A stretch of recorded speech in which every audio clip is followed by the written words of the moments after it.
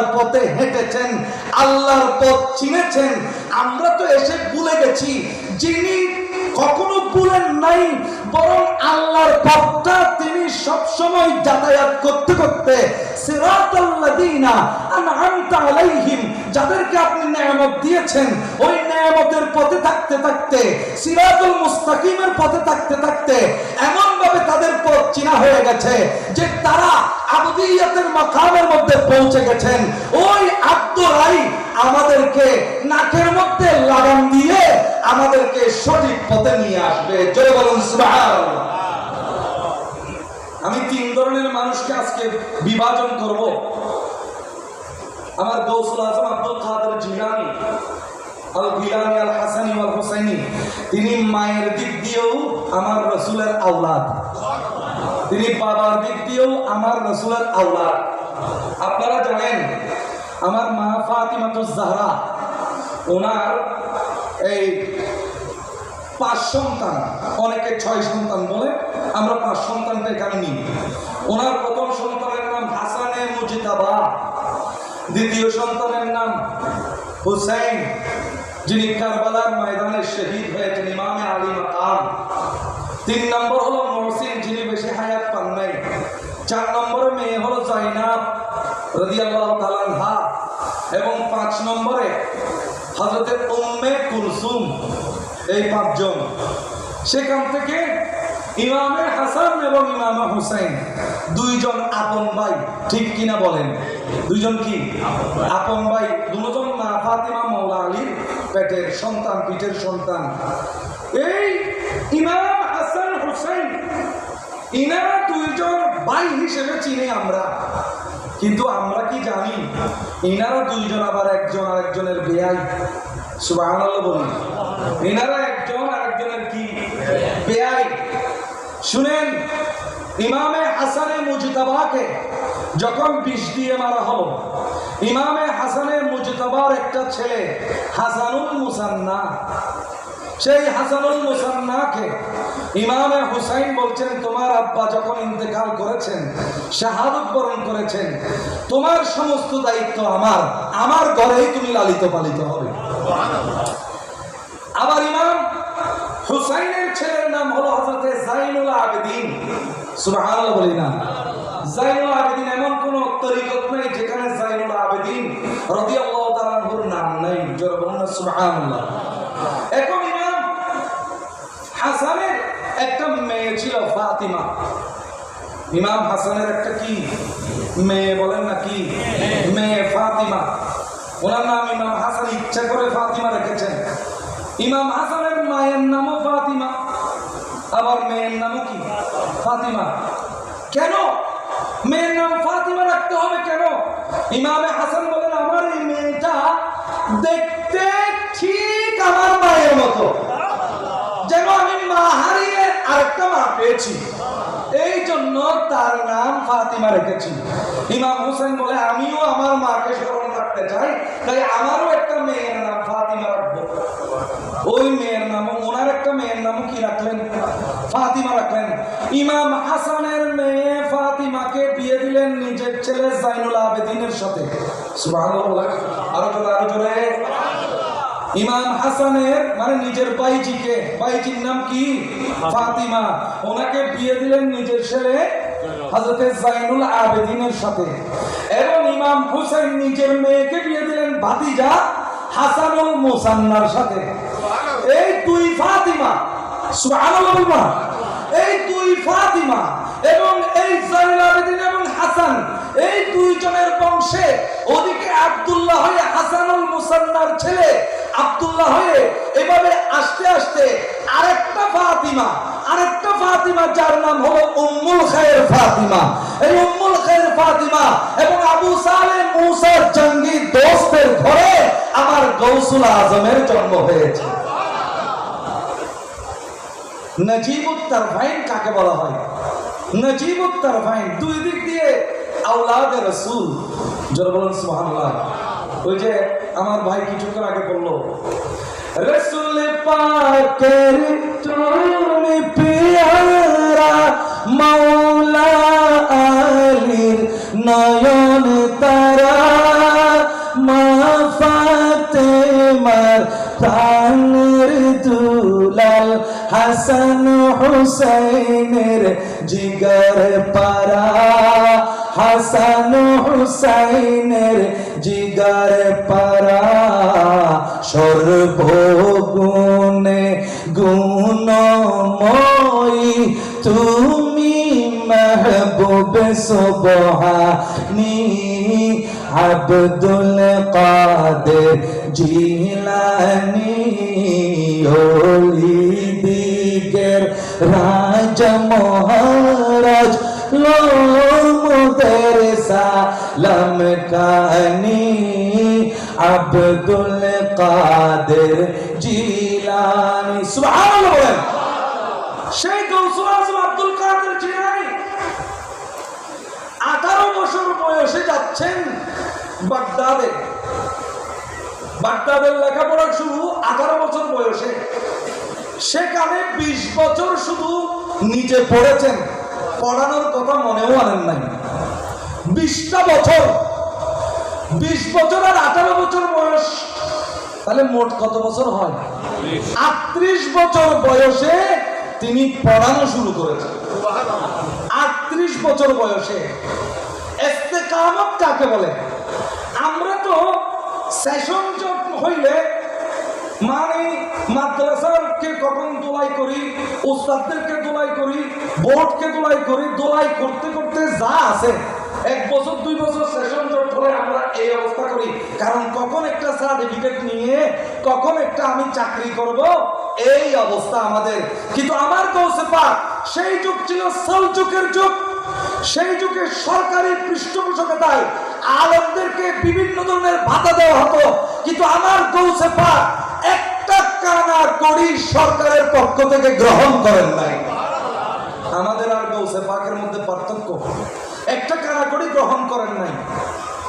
ওনার শিক্ষার্থীদেরকে উনি 4-5 ভাগে ভাগ করেছেন। যেমন এক গ্রুপ হবে তারা এলন দিবে, শুধু এলন বিলাবে, সুবহানাল্লাহ বলেন না, ওনারা শিক্ষা বিলাবে। আরেক গ্রুপ হবে যারা মানবতার সেবায় নিজেদেরকে নিয়োজিত করবে। আরেক গ্রুপ হবে ভালো কাজের আদেশ দিবে, খারাপ কাজ থেকে নিষেধ করবে। আরেক গ্রুপ হবে যারা রাষ্ট্রের ওই তখন চলছিল ক্রুসেড যুদ্ধ, ক্রুসেড, খ্রিস্টানরা বাইতুল মুকাদ্দাসকে ধ্বংস করে দিবে, মুসলমানদেরকে ধ্বংস করে দিবে। এই খ্রিস্টানরা এই যুদ্ধ, এই যুদ্ধের নাম হলো ক্রুসেড যুদ্ধ। সেই ক্রুসেড যুদ্ধকে আটকাবার জন্য গৌসে পাকের সমসাময়িক যিনি ছিলেন উনি হলেন নুরউদ্দিন জঙ্গি। নুরউদ্দিন জঙ্গির দলের মধ্যে আমার গৌসে পাকের হাজার হাজার ছাত্র শাগরিদ, সুবহানাল্লাহ। পরবর্তীতে সুলতান সালাহুদ্দিন আইয়ুবী, যিনি বাইতুল মুকাদ্দাসের মধ্যে নিজের লালন করা স্বপ্ন যে আমি একটা মিম্বার বাইতুল মুকাদ্দাসের মধ্যে স্থাপন করব, ছোটবেলা থেকে একটা মিম্বারের তিনি খেয়াল করে রেখেছেন, বড় হয়ে সেই স্বপ্ন পূরণ করেছেন। বাইতুল মুকাদ্দাস খ্রিস্টানদের থেকে জয় করে সম্পূর্ণ স্বাধীন করে সেখানে মিম্বার স্থাপন করেছেন এবং 30 বছর আমার গৌসে পাককে পেয়েছেন। সেই হযরতে সুলতান সালাহুদ্দিন আইয়ুবী, তার দলের মধ্যেও আমার গৌসে পাকের হাজার হাজার মুরিদ, হাজার হাজার শিক্ষার্থী। তার শিক্ষার্থীরা 3-4 ভাগ হয়েছে। এক ভাগ শুধু কিতাব পড়বেন পড়াইবেন, কিতাব পড়বেন পড়াইবেন। আরেক গ্রুপ ইনারা আমর বিল মারুফ, ভালো কাজের আদেশ দিবেন, খারাপ কাজ থেকে নিষেধ করবেন। আরেক গ্রুপ মানবতার সেবায় নিজেদেরকে নিয়োজিত রাখবেন। আরেক গ্রুপ দেশের প্রয়োজনে, ইসলামের প্রয়োজনে তারা নিজেদের জীবন কোরবান করবে। আমরা শুধু কারামতটাই দেখি, কিন্তু বাকিটা আমরা দেখি না। আল্লাহর ওলিরা এইরকম ব্যক্তিত্ব ছিলেন যুগে যুগে। জোরে বলুন না সুবহানাল্লাহ। আমার গৌসে পাক আরব ও আজমের গৌসে পাক, আমার গৌসে পাক জিন ও ইনসানের গৌসে পাক, সুবহানাল্লাহ বলি। সেই গৌসে পাক তার প্রথম খুতবা যখন শুরু করছেন, সেই খুতবা, এখানে তো হয়তো অনেক ভুল হয়ে যাচ্ছে, কারণ এখানে প্রিন্সিপাল একজন ডক্টর। ডক্টর মানে যিনি একটা বিষয়ে, নির্দিষ্ট বিষয়ে মানে শুরু থেকে শেষ পর্যন্ত গবেষণা করেন, এইরকম উনি বসা আছেন। ওনার সামনে আসলে কথা বলতেও একটু ইতস্তত বোধ হচ্ছে, হেজিটেশন হচ্ছে, কোন দিকে ভুল হয়ে যাচ্ছে। যা আমি পেয়েছি তা বলছি আর কি। এখন কিতাবের মধ্যে বলা হচ্ছে, আমার গৌসে পাক বক্তব্য শুরু করতে আমি আপনাদেরকে প্রথমে সিরিয়ালে নিয়ে যাচ্ছি। আমি প্রত্যেকে আপনাদেরকে আনলাম, আমি কিন্তু আপনাদেরকে এখন সাগরের মধ্যে বাসিয়ে রেখেছি। নবীজির যুগ কিয়ামত পর্যন্ত আছে নাকি নাই? নবীজি একটা মিশন চালু রেখেছেন নাকি রাখেন নাই? এই নবীজির মিশন হলো কোরআন সিনাই সিনাই দিয়ে দেওয়া, কোরআনের শিক্ষা মানুষের কলবের মধ্যে দিয়ে দেওয়া এবং মানুষের কলবকে সাফ করা। মানুষের কলবকে কি সাফ করা। কাদ আফলাহা মান যাক্কাহা, অন্তরকে যারা পবিত্র করতে পেরেছে, নফসকে যারা পবিত্র করতে পেরেছে, তারাই সফল হয়েছে। তারা কি হয়েছে? সফল হয়েছে। তো নফসকে কেমনে পবিত্র করবে? নফসকে পবিত্র করতে হলে তো নফসের ভিতর কি ময়লা আছে সেটা দেখতে হবে। দেখতে হবে নাকি হবে না? এই হওয়ার জন্য আমি বলেছি 3 ভাগ করলাম। 3 ভাগের কথাই কোরআনের মধ্যে আছে। আগে গাউসে পাকের সেই প্রথম বক্তব্যটা আমরা শুনি। গাউসে পাক বলছেন যে গাওয়াসুল ফিকর মানে যারা চিন্তার বীর ডুবুরি, চিন্তার সাগরে যারা ডুব দেন। সুবহানাল্লাহ বলেন না? চিন্তার সাগরে যারা কি করেন?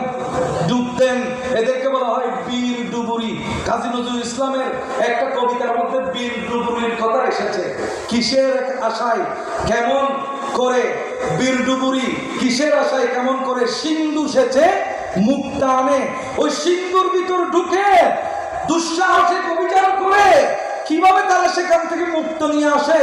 এরা হলো সাগরের বীর ডুবুরি, মুক্তার দুনিয়ার বীর ডুবুরি। কিন্তু ওরা আসল বীর ডুবুরি নয়। আসল বীর ডুবুরি হলো আল্লাহর ওলিরা। কারণ সেই কলমের সেই দুনিয়ার সাগরের চাইতে গভীর হলো মানুষের কলবের সাগর। এটার কোনো কুল কিনারা নাই, ঠিক কিনা বলে না? এটার কোনো কুল কিনারা নাই। কিন্তু চিন্তার যারা বীর ডুবুরি আছেন, ইয়াগুসু ফি বাহরিল কলবি, ইনারা কলবের সাগরের গভীরে ডুব দিতে জানেন, ডুব দিতে পারেন। সুবহানাল্লাহ। তাহলে এতটুকু বুঝে নেন, প্রথমে ডুব দেন ওরা কলবের সাগরের মধ্যে। এই জন্য আল্লাহর সত্যিকারের একজন পীর মুর্শিদের কাছে, আল্লাহর পক্ষ থেকে সত্যিকারের পীর মুর্শিদের কাছে যখন যাবেন, উনি আপনার মুখ দেখার আগে আপনার কলবটা কি অবস্থা সেটা আগে বুঝে ফেলেন। সূরা বলুন সুবহানাল্লাহ। ওই যে আপনাদেরকে হয়তো কোনো একবার বলেছি বা আর কেউ বলেছে যে হযরত শিহাবুদ্দিন সাহাবাওয়ার্দী উনি ইলমুল কালাম পড়তে যাচ্ছেন, মানে কিভাবে আকীদার শাস্ত্র নিয়ে বিতর্ক করা যায়, ওই যে ডিবেট করা যায়। আমাদের শহীদুল্লাহ বাহাদুর যেভাবে ডিবেট করলো, এই ইলমুল কালাম শিক্ষা করার জন্য তিনি চিন্তা করছেন আমি কোন হুজুরের কিতাব পড়বো, কি হারামাইন শরীফের ইমামের কিতাব পড়বো নাকি দেশের বিজ্ঞজন আরো বিভিন্ন মানুষই কিতাব লিখেছে, এই কিতাবগুলোকে আমি পড়বো, কোন কিতাবটা পড়বো তিনি সিদ্ধান্ত নিতে পারছেন না। এখন তিনি বিশ্বাস করতেন এই যুগের সবচেয়ে বড় কিতাব সম্পর্কে জ্ঞানী হলেন হযরতে গাউসুল আজম আব্দুল কাদের জিলানী। ওনার যুগে উনি বলছেন এই বিষয়ে আমাকে যিনি সিদ্ধান্ত দিতে পারবেন উনি হলেন গাউসুল আজম আব্দুল কাদের জিলানী। এই জন্য তো আমার গাউসে পাক বলছেন দারাসতুল ইলমা হাত্তা সিরতু কুতুবা, দারাসতুল ইলমা হাত্তা সিরতু কুতুবা, ওয়ানিতু সাদা মিন মাওলাল মাওয়ালি আসসালামে নূর চশমে আম্বিয়া সালামে। খোদার দেওয়া যতগুলো নেয়ামত আছে সমস্ত নেয়ামতের শ্রেষ্ঠ নেয়ামতের নাম হলো ইলম। জোরে বলুন সুবহানাল্লাহ। দুনিয়ার মধ্যে যতগুলো ওলি এসেছেন এক এক ওলি এক এক নবীর কদমের উপর হেঁটেছেন, অনুসরণ করেছেন। কারো কাছে মূসা আলাইহিস সালামের বৈশিষ্ট্য গরম বেশি, কোন ওলি কি গরম, চোখের দিকে তাকানো যায় না, তাকাইলে বেহুশ হয়ে যাবেন। এইরকম কিছু ওলি আছেন। আর কিছু ওলি আছেন ইব্রাহিম আলাইহিস সালামের কলবের উপর, আর কিছু ওলি আছেন ঈসা আলাইহিস সালামের কলবের উপর, আর কিছু ওলি আছেন ইউসুফ আলাইহিস সালামের কলবের উপর। এই কলমের উপর থাকে, কিন্তু আমার গৌসে পাক জন্ম থেকে আমার নবীর কদমে।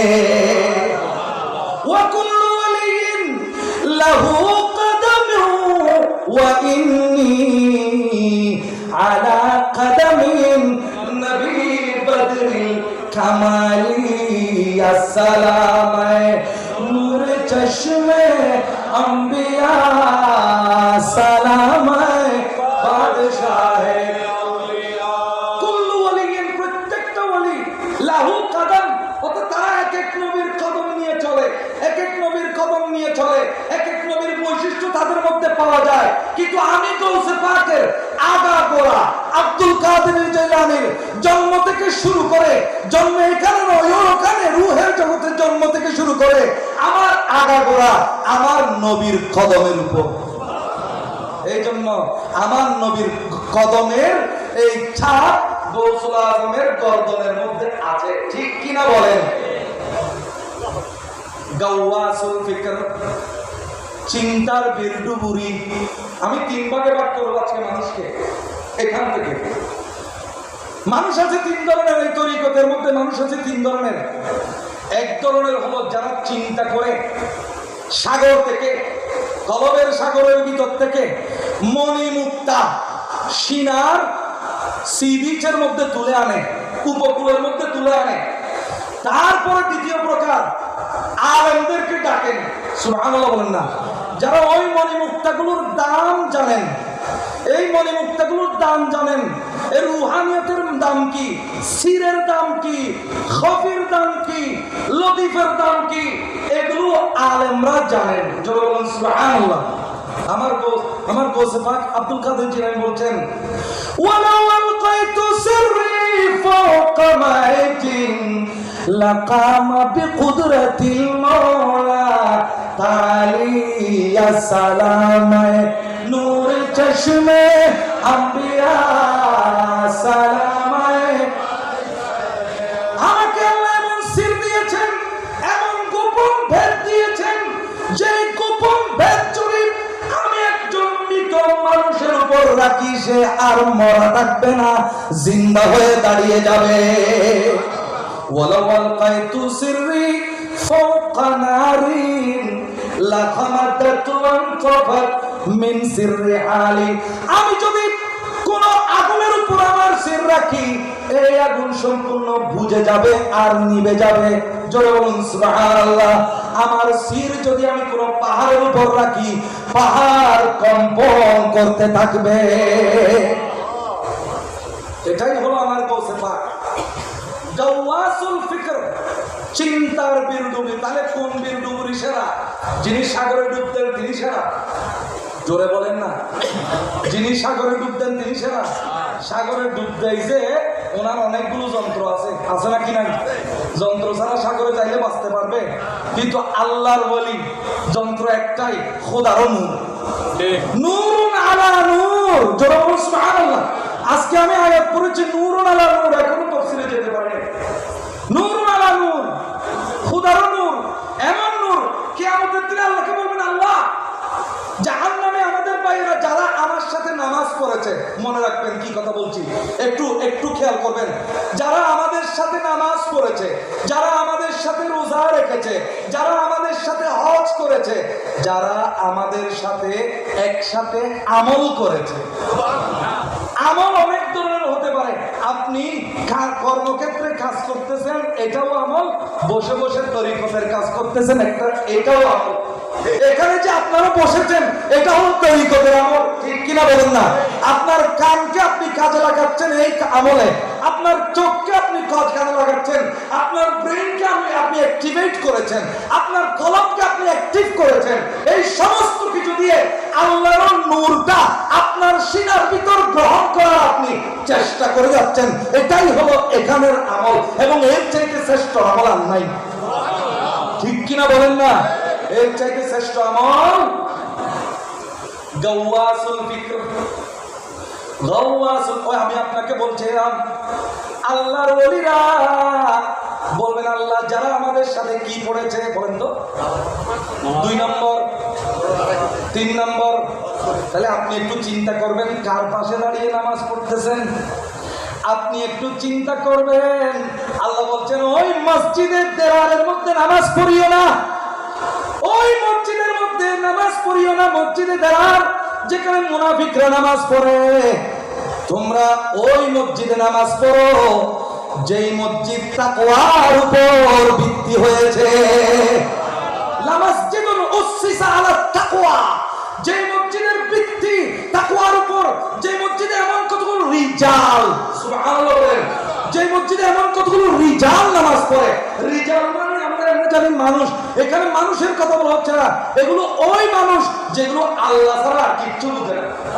যেই মসজিদে এমন কতগুলো রিজাল নামাজ পড়ে, লা তুলহিহিম, যাদেরকে কোন ধরনের সন্তান, মাল, দৌলত, দুনিয়ার কোন ব্যস্ততা যাদেরকে আল্লাহর থেকে সরাইতে পারে না, যাদেরকে আল্লাহ থেকে কি, এদের নজরে সব সময় আল্লাহ, এদের কলবে সব সময় আল্লাহ, এদের কলবের ভিতর আল্লাহ বসত করে।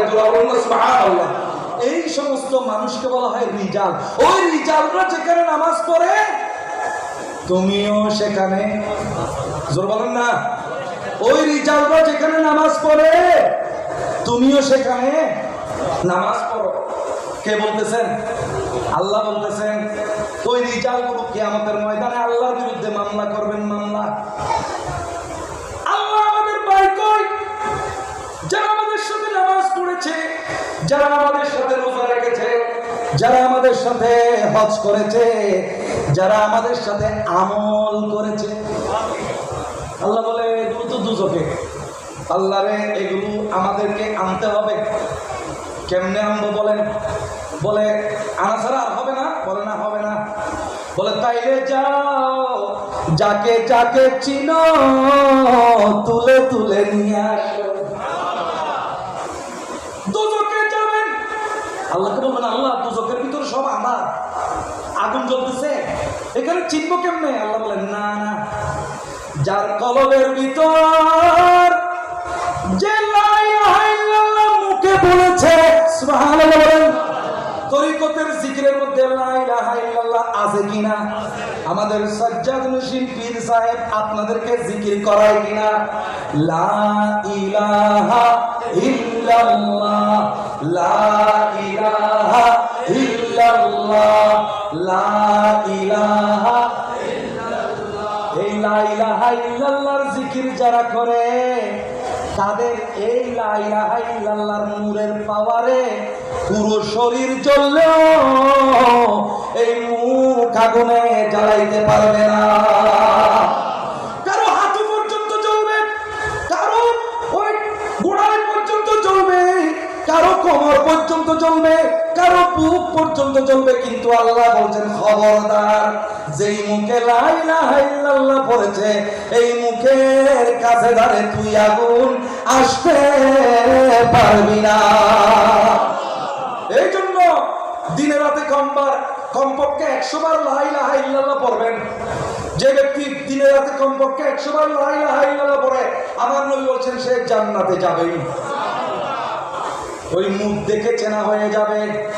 জাহান্নামের ভিতর মুখগুলো জ্বলতে থাকবে আঁধারের ভিতর, ওদেরকে তুলে তুলে নিয়ে আসবেন। আল্লাহ যাকে যাকে চিনি একজন কেউ রাখি নাই, সব নিয়ে আসছি। সব আল্লাহ বলে আল্লাহ এখন নিয়ে চলে যায় জান্নাতে। বলে না, তোরা তো আমার রহমতের ভিতর জোশ তুলে দিয়েছিস। এই আব্দুল কাদের জিলানী, এই খাজা করিম নওয়াজ আমার রহমতের মধ্যে জোশ তুলে এত তাড়াতাড়ি কোথায় যাবি? যাইতে পারবি না। এতক্ষণ তুলে এনেছিস যাদেরকে তোরা চিনিস, এবার আমি যাদেরকে চিনি এদেরকেও তুলে নিয়ে আয়। আখরিজু মিনহা মান কানা ফি কলবিহি দিনারাম মিনাল ঈমান। যার কলবের ভিতর, কোথার ভিতর বলেন, আওয়াজ করে বলেন, একটা মুখ বন্ধ রাখা যাবে না, আরো জোরে বলতে হবে। যার কলবের ভিতর 1 দিনার পরিমাণ ঈমান আছে। কয় দিনার? 1 দিনার পরিমাণ যার কলবের ভিতর ঈমান আছে, তাকেও তোমরা দরে দরে নিয়ে আসো। তাইলে কেমন চোখ, কেমন চোখ? আল্লাহর ওলিদের চোখ, যেই চোখে কলমের ভিতরে দেখা যায়, মানুষ দেখে মুখে, আর আল্লাহর ওলিরা কলমের ভিতরে দেখবে। দেখবে শুধু তাই নয়, এখানে ঈমানটা 2 দিনার না 1 দিনার না আধা দিনার, এটা পর্যন্ত মাপার যেটা মিজান পাল্লা, এটাও আল্লাহ ওই আল্লাহর ওলিদের ব্রেইনে কলমে সেট করে দিয়েছে। শুধু কলমের ভিতর দেখবেন তাই নয়, কলমের ভিতর ঈমান কতটুকু আছে এটা মাপতেও পারবেন, এরকম রাডারও আছে। আবার যতটুকু হাত দিবেন দোজখের আগুনে এদের হাতকে টাচ করতে পারবে না আমার গৌসে পাকের হাতকে। কেমনে? ফলে ইব্রাহিম আলাইহিস সালামের ঘটনাই দেখো, ওনাকে যখন আগুনে দেওয়া হয়েছে, আমার আল্লাহ যখন বললেন কুলনা ইয়া নারু কুনি বারদা, পৃথিবীর মধ্যে যতগুলো চুলা ছিল এই আগুন ঠান্ডা হয়ে যাওয়া ইব্রাহিমের জন্য। পৃথিবীতে যতগুলো চুলা ছিল তাফসীরে কুরতুবীর মধ্যে বলা হচ্ছে সব চুলা একসাথে নিভে গেছে। আল্লাহ নিতে বলেছেন শুধু অর্ধেক আমি বললাম, অর্ধেক আপনারা বলবেন না। আল্লাহ নিতে বলেছেন কাকে? ইব্রাহিম আলাইহিস সালামের আগুনকে। কিন্তু আল্লাহর কহর গজবের বয়ে আগুন পৃথিবীর মধ্যে যা চুলা আছে সব চুলা থেকে ঠান্ডা বরফ হয়ে গেছে, জ্বলে নাই যতক্ষণ আল্লাহ আবার নির্দেশ দেন। জোরে বলুন না সুবহানাল্লাহ। 1 দিনার ওয়ালা আনবেন, আধা দিনার ওয়ালাও আনবেন। আবার যার কলমের মধ্যে জররা পরিমাণ ঈমান আছে এদেরকেও আল্লাহর ওলিরা দরে দরে বলেন না নিয়ে আসবেন, এনারাই বলেন আল্লাহর ওলি। তো আপনারা বলবেন যে হইছে আর পাইছি তো হুজুরের কথা, এই আর নামাজ কালাম পড়ার দরকার নেই, এই ধরো আজকে থেকে মদ ধরো, শরাব ধরো, জুয়া খেলো, খালি লা ইলাহা ইল্লাল্লাহ পড়বো, আর কোনো ইবাদত করার দরকার নেই। ভাই বাবা, এরকম না ব্যাপার। The matter of not is not like this, এরকম না। শুনেন, আল্লাহর সাথে যখন আল্লাহর ওলিদের মামলা চলতেছে, আযাব এক গ্রুপের হচ্ছে কিন্তু সবার হচ্ছে। আবার যখন আল্লাহ তাআলা বলছেন তোমরা যাদেরকে চিনো তাদেরকে নিয়ে আসো, ওদেরকে নিয়ে আসার সময় যারা 1 দিনার ওয়ালা এদের কিন্তু এখনো জ্বলতেছে। 1 দিনার যাদেরকে নিয়ে আসতেছেন আধা দিনার ওয়ালা জ্বলতেছে, আধা দিনার যাদেরকে নিয়ে আসতেছেন জররাওয়ালা জ্বলতেছে, জররাওয়ালা যখন নিয়ে আসতেছেন লা ইলাহা ইল্লাল্লাহ ওয়ালা জ্বলতেছে। জ্বলতেছে কি জ্বলতেছে না? শুধু লা ইলাহা ইল্লাল্লাহ বলছে, কোনো আমল করে নাই। এদেরকে তুলে নিয়ে আসবেন আমার আল্লাহ। তোমরা হারানো গেছে, তোমরা বসে থাকো, এবার আমার কাজ শুরু। যারা জীবনে শুধু লা ইলাহা ইল্লাল্লাহ ছাড়া আর কোনো আমলই করে নাই এদেরকেও আল্লাহ জাহান্নাম থেকে নিয়ে আসবে। আমার কথা ছিল আল্লাহর ওলিরা কলবের ভিতর তো দেখেন ঈমানে যে কতটুকু আছে এটাও দেখতে পারেন, এটাও মাপতে পারেন। এদেরকে বলা হয় বীর ডুবুরি। তাহলে সেই ডুবুরি সেরা নাকি আমার মুক্তা সেচে সিন্ধু সেচে মুক্তা আনে ওই ডুবুরি সেরা? ওই ডুবুরি সেরা নয়, ওই ডুবুরি কিছুই না, ওই ডুবুরি কিছুই না। এই ডুবুরির সামনে গাওয়াসুল ফিকর وَتِلْكَ الْأَمْثَالُ نَضْرِبُهَا لِلنَّاسِ لَعَلَّهُمْ يَتَفَكَّرُونَ। আল্লাহর এক প্রকার বান্দা আছে যারা দিনে যা রাত, দিন আসে রাত আসে। আমি বলি যে দিনে সকালবেলা লেখাপড়া করব, দুপুরবেলা ভাত খাবো, বিকালবেলা খেলাধুলা করবো, সন্ধ্যাবেলা ঘুরতে যাব, এটাই হলো আমার দিন। কিন্তু প্রত্যেকটা দিনের প্রত্যেকটা মিনিট আল্লাহর যারা চিন্তাবিদ ওলি আছেন এদের থেকে একটা মিনিটও হিসাব ছাড়া যাইতে পারে না। এরা প্রত্যেকটা মিনিটের হিসাব করে, কেমনে আসতেছে কেমনে যাচ্ছে এদের কাছে সব হিসাব আছে, এরা সবগুলো নিয়ে চিন্তা করে। এই জন্য এদেরকে বলা হয় গাওয়াসুল ফিকর। গাওয়াসুল ফিকর কি করে? একজন মুরিদ যখন, আমি শিহাবুদ্দিন সারওয়ার্দীর কথা বলছিলাম, শিহাবুদ্দিন সারওয়ার্দী বলছেন আমি কোন বইটা পড়বো? আমি কি আকীদার ওই ইলমুল কালামের বইটার জন্য অমুকের বই পড়বো না, অমুকের বই পড়বো না, অমুকের বই পড়বো? এখন তাইলে সিদ্ধান্ত দিবে আব্দুল কাদের জিলানী, কারণ ওনার চাইতে কিতাবের বুঝে, কিতাব চিনে এরকম আর কেউ। তাহলে বুঝে গেল ওই যুগের সবচেয়ে বড় জ্ঞানীও ছিলেন বড় পীর। ওই যুগের সবচেয়ে বড় জ্ঞানীও ছিলেন কে? হযরত আব্দুল কাদের জিলানী, বড় পীর।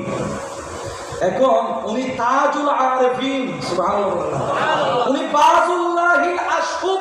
জোরে বলুন না সুবহানাল্লাহ। হোয়াট ইজ বাজুল্লাহিল আশহুব? উনি বলছেন আনাল বাজিউ আশহাবু কুল্লি শাইখিন ওয়া মান দা ফিল রিজালি ইউতা মিতালি আসসালামাই নূরে চশমে আম্বিয়া আসসালামাই।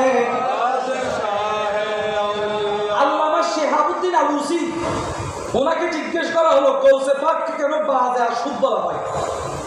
ওনাকে কেন বাজে আশুব বলা হয়? বাজ মানে বাজ পাখি, দ্য ফোকেন। আল আশুব মানে সাদা, সাদা বাজ পাখি। উনি আল্লাহরও সাদা বাজ পাখি। আরো জোরে বলবেন না? খোদারও সাদা কে? গাউসে পাক বলেন না, সবসময় নাম বলতে হয় নাকি? আল্লাহরও সাদা বাজ পাখি কে? গাউসে পাক। তো আলুসি রাহমাতুল্লাহি আলাইহি জিজ্ঞেস করা হলো why was he called বাজুল্লাহি Ashhab? আল্লাহর সাদা বাজ পাখি বলে, বাজ পাখি কথা বলে কম, শিকার করে বেশি বেশি, এবং যেটা শিকার করে এটা ডানে বামে যাইতে পারে না, মিস হয় না। The prey is never missed. শিকার কখনো মিস হয় না, কথা বলে কম। ঠিক তেমনি ভাবে আল্লাহর রাস্তায় আমার গৌসে পাক হলেন বাজ পাখি। উনি হলেন মুতামাক্কিন ফিল আহওয়াল, অর্থাৎ জাহেরান মানুষের সাথে, বাতিনান খোদার সাথে। প্রকাশ্যে তিনি মানুষের সাথে, গোপনে তিনি খোদার সাথে।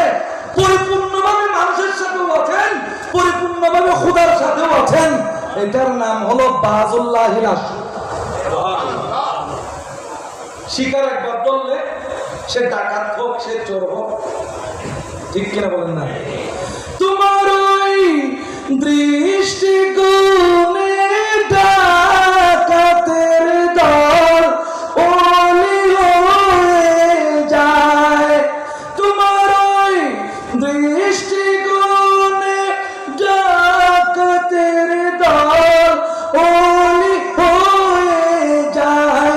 ইয়া গাউসুল আযম ওলি হয়ে যায়। পলকে চোরকে আবদার করো হে মোর পীরে লাসানি, গুনাহগার পায় খুদার দিদার মহিমায় গৌসে সমদানি, যে নামে হয় আগুন প্রাণী সে আব্দুল কাদের জিলানী। সালামুল্লাহ।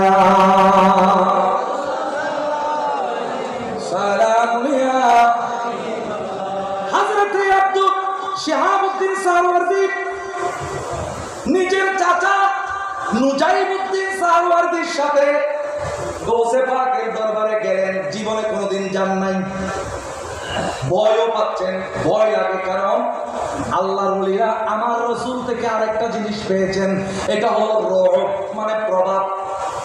এক মাসের দূর থেকে মানুষ ভয় করে। যেমন আমাদের বাবা যান, বর্তমান বাবা যান, একেবারে সব অকপটে শিকার, দেখলে ভয় লাগে, মানে কাছে যাইতে একটু ভয় লাগে। হ্যাঁ, এটা কি ভয়? এটা হলো মহাব্বত মিশ্রিত ভয়। এটার নাম রোড। এটা আল্লাহর রাসূল থেকে পাওয়া একটা উপহার। আমার রাসূল বলেন নুসিরতু বির-রু'ব মাসিরাতা শাহরিন, আমি এক মাসের দূর থেকে দূরত্বপূর্ণ একটা প্রভাব আল্লাহর পক্ষ থেকে আমাকে দেওয়া হয়েছে। এখান থেকে আল্লামা বুসিরির আচ্ছা এই প্রসঙ্গ চলে যাক, কারণ অনেক সময় চলে যাচ্ছে। তো এরকম একটা রোগ, এই জন্য শেহাবুদ্দিন সাহারাওয়ার্দী চাচাকে নিয়ে গেলেন হযরত মুজাহিদুদ্দিন সাহারাওয়ার্দীকে, ডান পাশে বসে নামাজ পড়লেন। নামাজের মধ্যে নারায়ে তাকবীর, নারায়ে রিসালাত,